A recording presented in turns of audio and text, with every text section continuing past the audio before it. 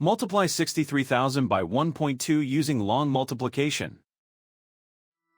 Start with the ones digit, 2. 2 times 0 is 0. The next two digits are also 0, so those columns are 0 too. 2 times 3 is 6. 2 times 6 is 12. The first partial product is 126,000.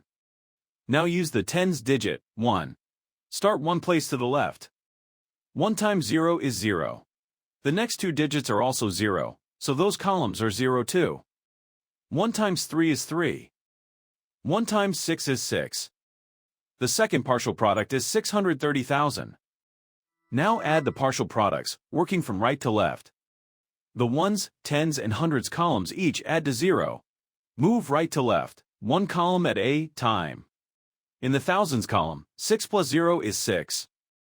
In the 10 negative thousands column, 2 plus 3 is 5. In the 100 negative thousands column, 1 plus 6 is 7. The whole negative number product is 756,000. Count the highlighted digit after each decimal point.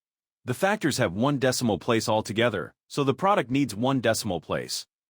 Place the decimal point one place from the right.